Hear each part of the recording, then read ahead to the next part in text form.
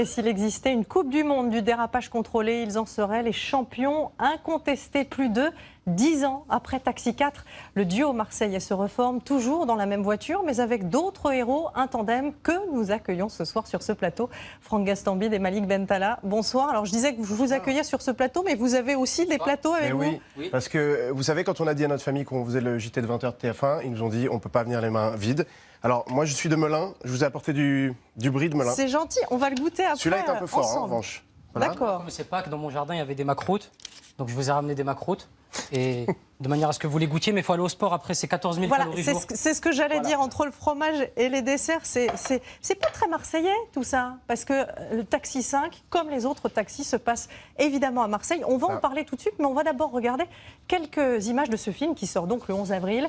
Les fans, ne vous inquiétez pas, vont y retrouver tous les fondamentaux, mais aussi quelques nouveautés. Claire Auberger. Donc c'était vrai toute cette histoire? Mon oncle, c'est une légende à Marseille.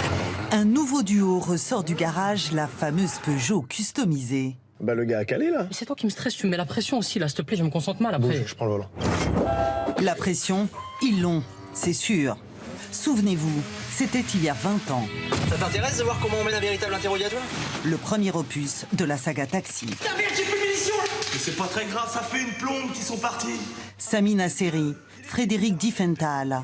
Le chauffeur et le flic mettent sans dessus dessous la cité phocéenne et font exploser le box-office. 6,5 millions d'entrées dès le premier, 27 millions pour les 4 au total. À Marseille, ce n'est pas compliqué de trouver des fans. C'est déjà mon enfance, parce que j'ai grandi avec Taxi, Sami Nasseri, après c'est les deux de Marseille, donc l'OM surtout aussi. Taxi, c'est un peu plus un film de garçon qu'un film de fille. Après, le plaisir qu'il y a, c'est de retrouver notre ville. Quand on prend des clients et qui sont pressés, ils nous disent faites Taxi le film. Surtout la fameuse course pour monter à l'aéroport. Bon, faudrait peut-être y aller maintenant, hein. C'est parti. Et ils nous demandent si on a notre permis, bien entendu. Bernard Farcy, devenu maire de la ville, Ça faisait tellement longtemps. et toujours de la partie. Les clins d'œil aux précédents sont nombreux.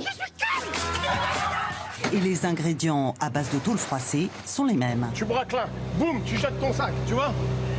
Plus d'énergie, plus d'attitude. Franck Gastambide, devant et derrière la caméra, insuffle son humour à ce 5e opus. Verdict vendredi prochain avec la sortie en avant-première à Marseille. Franck, vous êtes un bon pilote dans la vie? Ouais, j'aime les voitures, c'est aussi pour ça qu'on voulait faire Taxi tous ensemble, j'adore ça, ouais. Il paraît que vous en avez quand même cassé quelques-unes. Oui, bah, c'est les ingrédients de Taxi, hein. C'est de la rigolade, c'est des courses-poursuites et puis un peu de tôle froissée. Est-ce que vous étiez fan de Taxi il y a 20 ans? Parce que le premier, c'était il y a 20 ans. Oui, bien sûr. Non seulement un grand fan, mais j'ai des souvenirs très clairs de la première fois où j'étais au cinéma voir Taxi. C'est d'ailleurs pour ça qu'on voulait reprendre cette franchise et qu'on a été voir Luc Besson pour lui proposer, parce qu'on est des enfants de Taxi, et qu'on a voulu, avec ce Taxi, faire un espèce de mélange de tout ce qu'on aimait dans les premiers taxis avec lesquels on a grandi, et puis notre humour à nous, et y rajouter une bande, et puis essayer de faire un film de son époque, de ce nouveau Taxi. Alors, Malik, il paraît que c'est vous qui avez convaincu Franck de contacter Luc Besson, et je crois que vous y êtes allé un peu au culot. Comment ça s'est passé? En effet, j'ai envoyé un mail à Luc Besson qui nous a dit j'ai envoyé un mail, oui. Et je l'ai envoyé comme ça dehors et il a attrapé. Et on est allé sur le tournage de Valérian. Pendant que Luc Besson faisait Valérian, on est allé le voir et on lui a proposé l'idée. Et 2 ans plus tard, nous voilà. Alors, Franck, vous jouez dans Taxi 5, mais vous êtes aussi le réalisateur. Et puis, vous avez gardé, on l'a dit, tous les fondamentaux. Hein, le vomi dans la voiture, la course-poursuite, l'alerte générale. Il y a tellement de choses que je me perds. Mais il y a aussi des nouveautés. Vous vous êtes senti obligé de moderniser ce Taxi qui a beaucoup évolué aussi, qui a été dépoussiéré. Oui, c'est ça. Bah, on ne pouvait pas revenir 10 ans après avec exactement la même recette. Il fallait qu'on y mette notre énergie, notre humour. Les chauffeurs de taxi sont devenus des chauffeurs Uber. Exactement, moi je fais un chauffeur Uber, le pire chauffeur Uber de Marseille. Et la scène de rencontre, vous verrez au cinéma, mais elle en vaut le détour, quoi, je peux le dire. Ouais. On le voit dans le bande-annonce, je le renverse complètement. Et c'est comme ça qu'on se rencontre. C'est comme ça que les histoires d'amour commencent, hein, vous êtes au courant. J'ai un petit peu, exactement.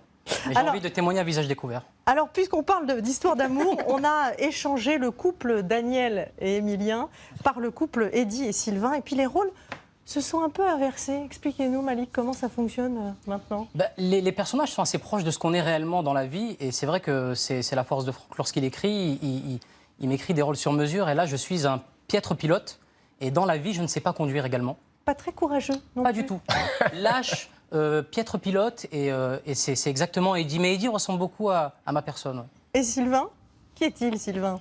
Eh bien, c'est un flic parisien qui est muté contre son gré à Marseille et qui va devoir collaborer avec ce pire chauffeur Uber de Marseille qui joue le petit-neveu de Daniel et qui est donc le seul Samina à Seri, pouvoir dans les nous précédents. récupérer le mythique taxi avec lequel on va devoir arrêter les Italiens qui font des braquages en Ferrari. Et Taxi, c'est aussi pour nous un espèce de terrain de jeu incroyable parce que c'est un style de cinéma qu'on fait peu en France, qui est la comédie d'action, dans lequel on va mélanger notre humour, notre rigolade, où on va ramener toute notre bande, et en même temps des scènes d'action comme on rêve de voir dans les films américains. Alors, il y a aussi évidemment Marseille, qui est le personnage principal, avec des guest stars qu'on reconnaît tout au long du film. Ouais, on a voulu faire le taxi dans lequel il y avait le plus de Marseillais. Voilà, donc il y a des stars d'Internet, il y a Soprano évidemment qui est là. Il y a plein de figures emblématiques de Marseille qui sont dans ce taxi. Il y a le patron des supporters de l'OM. René, bien sûr.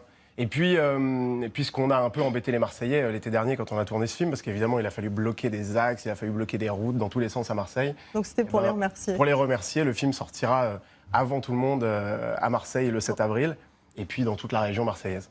Alors, il y a une scène torride dans le film, Malik, c'est votre striptease. Vous avez pris des cours, comment vous êtes J'ai surtout préparé? pris des kilos pour faire le striptease. Mais non, j'ai laissé parler la magie, Anne-Claire. Oui, Je peux vous le effectivement. refaire si vous voulez, mais je pense qu'on va être débordé par le temps. Mais... alors, je pense qu'on va doubler notre audience si vous faites ça. Mais oui, j'ai pris des cours un petit peu devant ma glace tout seul avec un peu de musique et je laisse aller le naturel. Combien de fois on l'a fait cette scène? Cette scène-là? On l'a fait très sérieusement une fois ou on l'a refait 50 fois? On l'a refait plusieurs fois. On l'a refait plusieurs fois, mais c'est particulier parce qu'il y a 50 techniciens qui vous regardent. Et moi, ils me regardaient, j'étais en slip kangourou, ils me regardaient avec un peu mi-dégoût, mi-désir. Du dégoût. Alors, désir dégoût. Vous, Franck, vous n'êtes pas une star du striptease, mais vous avez eu 1000 vies avant d'arriver au cinéma. Enfin, vous êtes arrivé au cinéma, disons, par une porte un petit peu atypique. Vous étiez dresseur d'animaux. Oui, c'est ça. Je dressais des animaux pour le cinéma. C'est ma première passion, les animaux, et je suis rentré dans le cinéma, du coup, un peu par la fenêtre, parce que rien ne me prédestinait à faire ce que je fais aujourd'hui. Et je suis très fier de ça. Et les animaux me manquaient beaucoup, mais j'essaye d'en mettre un peu dans mes films, du coup. Malik, j'ai lu surtout que vous étiez très timide et que vous préfériez faire du doublage de films que de jouer dans des films parce que vous n'aimez pas votre image. C'est vrai qu'on a après le striptease qu'on a vu, on a du mal à y croire. C'est paradoxal, mais la plupart des comédiens ont un peu du mal avec leur image.